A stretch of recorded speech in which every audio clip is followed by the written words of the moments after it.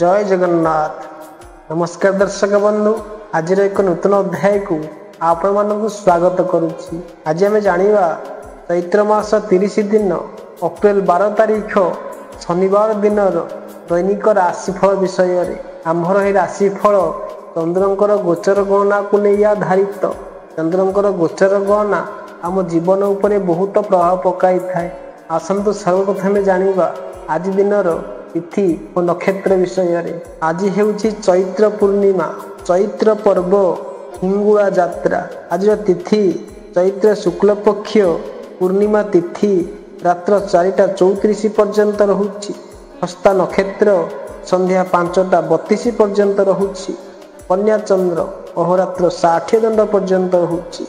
आज घात चंद्र वृष राशि। आज निषिद्ध खाद्य आमिष भोजन निषेध। आज शुभ बेला दिबा 9:32 पर 12:43 मध्य। आज दिन विषय आसंतु जानिबा मेष ठारू आरंभ करी मीन राशि पर्यंत समस्त 12 गोटी राशि राशिफल विषय। सर्वप्रथमे जानिबा मेष राशि व्यक्ति विषय। आज व्यवसाय क्रोध को दमन करी हस खुशी वातावरण सृष्टि हेब।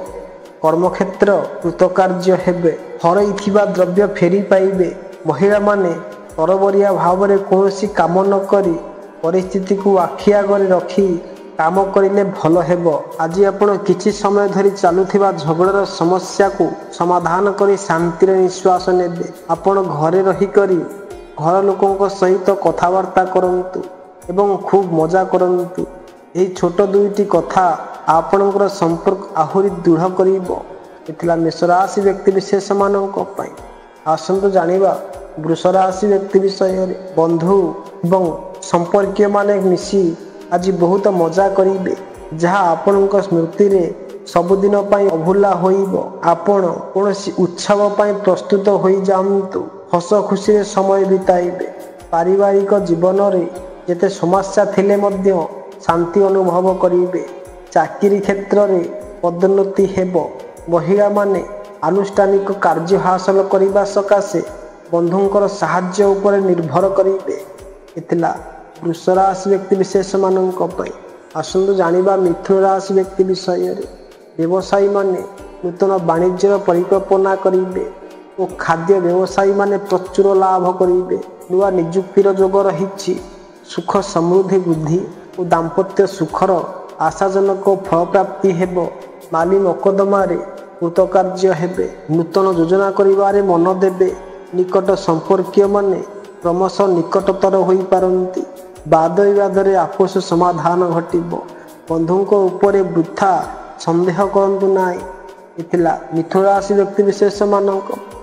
आसंतु जानिबा कर्कट राशि व्यक्ति विषय। समाज सेवा और राजनीति रे सुनाम अर्जन करि परिबे। कर्मक्षेत्र रे उत्तम रोजगार करि परिबे। बंधु मित्रंकर सहयोग प्रेरणा और आर्थिक सहायता रे नूतन पंथा अनुसरण करिबे। अतीत घटना स्वास्थ्य हानि किंवा बंधुंक सह मनमालिन्य जोगु मन उदास रहिबो। महिला माने कोनोसी शुभ काम रे जोग देई खुशी मनाइबे। इथिला कर्कट राशि व्यक्ति विशेष मानक पई।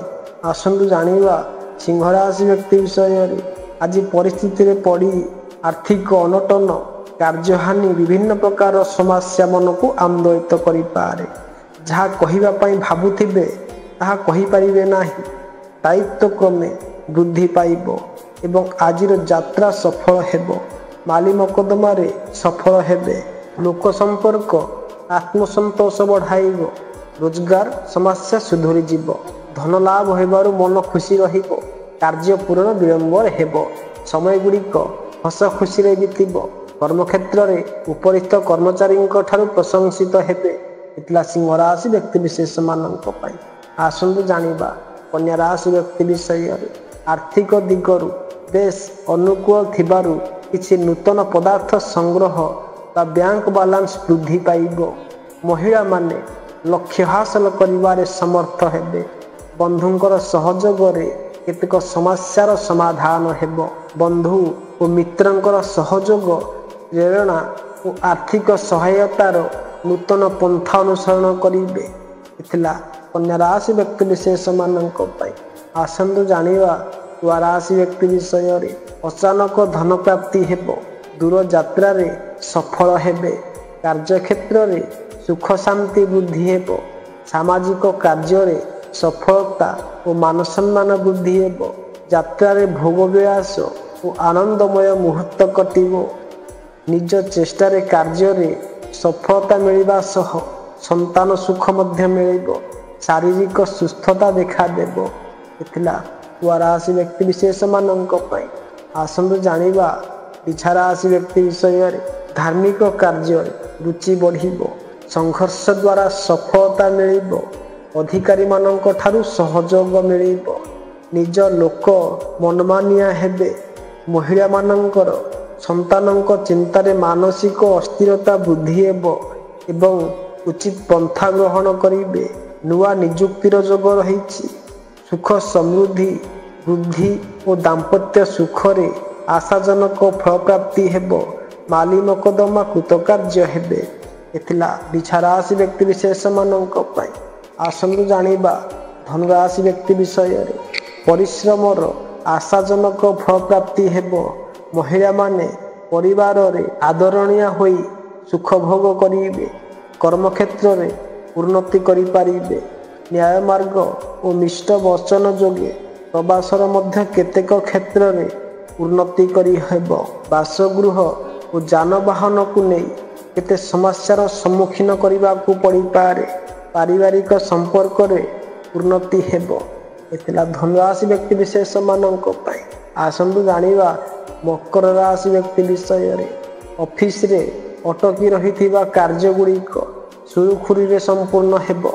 ବାଣିଜ୍ୟ ଓ ପରିବହନରେ ଆଶାଜନକ ସଫଳତା ହାସଲ କରିବେ। ନିଜ ଚେଷ୍ଟାରେ କାର୍ଯ୍ୟରେ ସଫଳତା ମିଳିବା ସହ ସନ୍ତାନ ସୁଖ ମିଳିବ। ଶାରୀରିକ ସୁସ୍ଥତା ଦେଖାଦେବ। କର୍ମକ୍ଷେତ୍ରରେ କୃତକାର୍ଯ୍ୟ ହେବେ।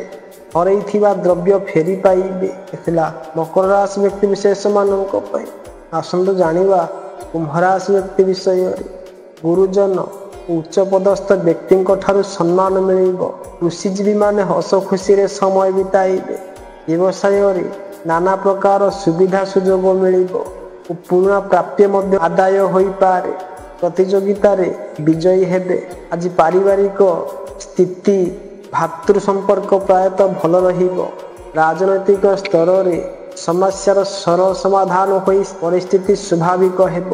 ମୂଲ୍ୟବାନ ଜିନିଷ କ୍ରୟ କରିବା ସକାଶେ ମନ ବଳାଇ ପାରନ୍ତି। ଏଥିଲା କୁମ୍ଭ ରାଶି ବ୍ୟକ୍ତି ବିଶେଷମାନଙ୍କ ପାଇଁ।